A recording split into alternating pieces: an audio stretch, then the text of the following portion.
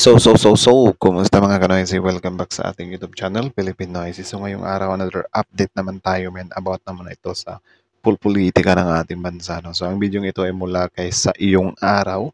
So meron itong pamagat na ito pala ang ginawa ni PBBM sa PNP mula sa pagiging loyal kay PRRD. Ngayon ay kinakatakutan na. So I think merong some kind, reverse psychology or whatsoever, So, yun na, bago natin simulan Sa Iyong Araw, supportahan nyo yan. Tapos, syempre, kung trip nyo na mga ganitong reaction video, may kasama kayong manood, huwag nyo na rin kalimutang supportahan yung YouTube channel natin, Filipino IC. So, mga kanoysi, hindi na natin ito patatagalin pa. Simulan na natin. Baka agawin pa ng China. Again, ang pamagat ng video ito.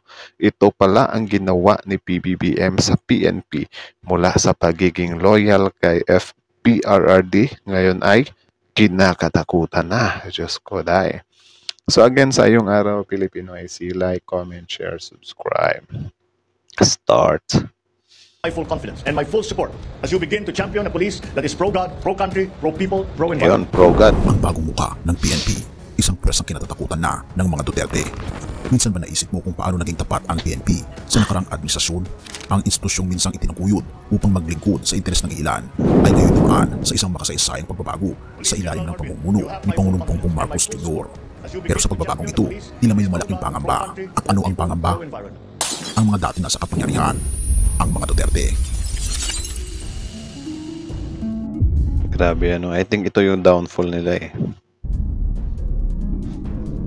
Sa panahon ni Pangulong Rodrigo Duterte, ang PNP ay naging isa sa kanyang pinakama-impluensyang sandigan.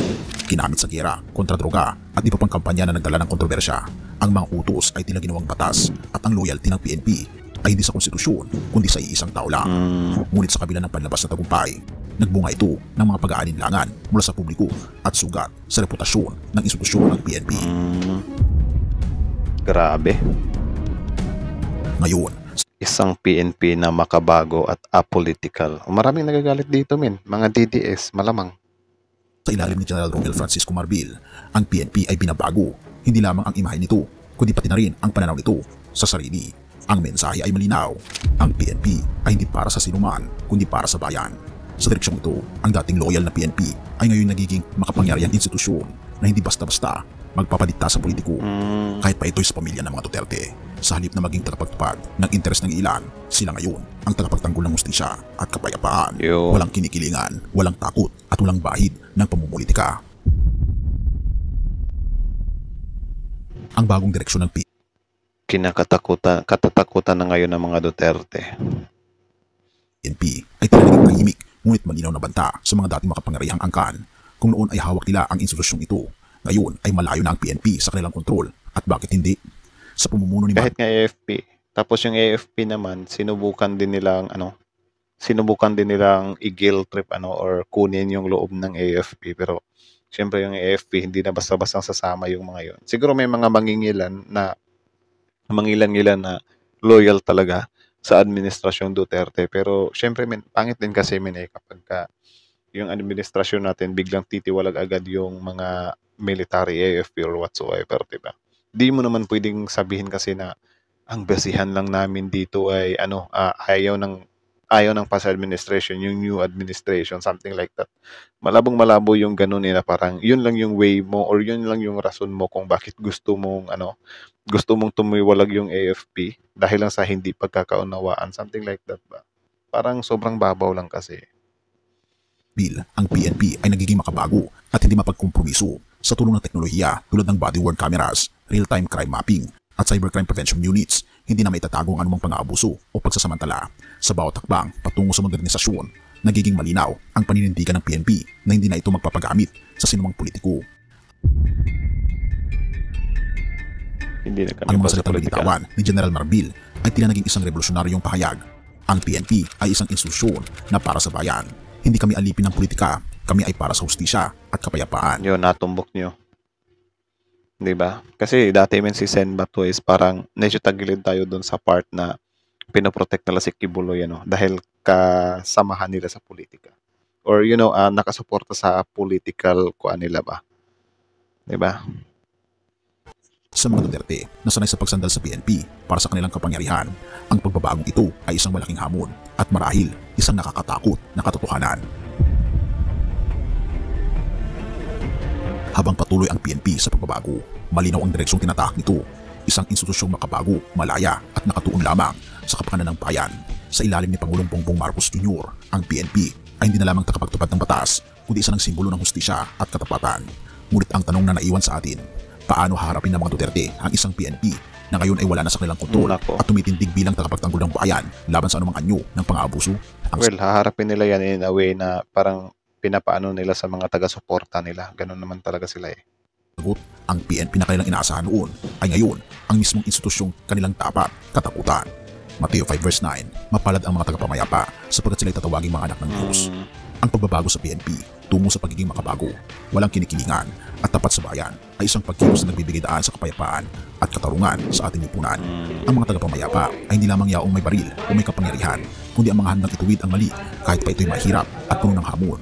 Tulad ng itinuturo sa Mateo 5 verse 9, kaibigan, ang mga gumagawa ng kapayapaan ay tunay na mga anak ng ating Panginoong Diyos. Grabe ano. So parang ano pala yung mga tagapagtanggol ng ano natin, men. Basbasado sila. Na maglingkod sa kabutihan ng nakararami at hindi para sa pansariling kapakinabangan. Ang pagbabagong ito sa PNP ay isang paalala na sa bawat pagkakataon, ang hustisya at katotohanan ang dapat manaig. Purihin ang ating Panginoong Diyos at tayo maglangin. So ayan, hanggang dito na lang muna. No? So yan, ang video ito ay mula kay Sa Iyong Araw. So suportahan nyo yan. Original video link in the description box below. Tapos syempre, bago nyo iwan yung YouTube channel natin, Filipino IC, don't forget to like, comment, share, subscribe. So, kita nyo naman yun, men. About pala yun sa PNP, which is si Sir Marbil, ano, na parang hindi nga siya nagpatinag sa mga Dutertes. Kasi alam naman natin na, yun nga eh, dyan natin makikita yan, men, yung loyalty ni Marbil if ever time will come, hindi na nakaupo sa pwesto si PBBM, tapos ibang AFP na naman or whatsoever, diba? Or I mean PNP na naman yung some kind manunungkulan dyan or mauupo dyan. Kasi tama naman yun eh. May point naman talaga yung sinasabi niya na yung PNP ay hindi talaga sila for politics. Like legit talaga yun. Hindi sila for politics. Dapat for Filipinos talaga sila, no? For, you know, kapayapaan talaga. Diba?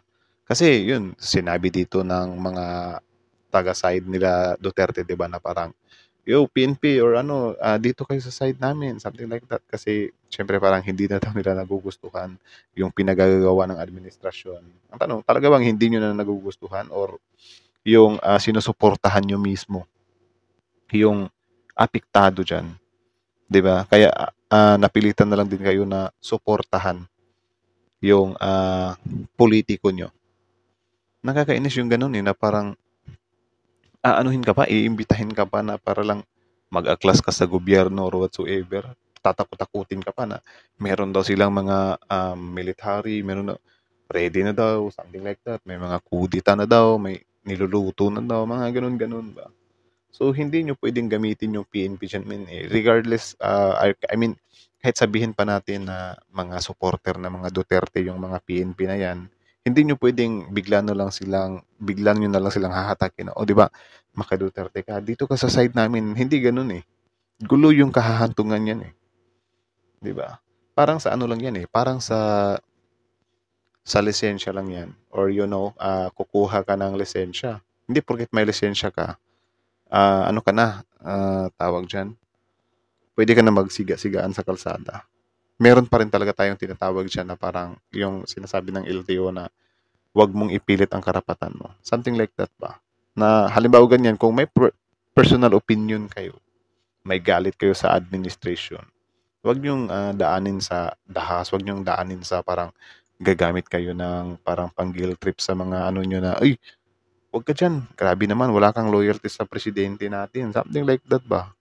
Pero na lang siguro kung may basihan talaga. For example, Bulgaran na talaga yung administration is super corrupt talaga. Kita talaga may mga videos or whatsoever, may mga patunay.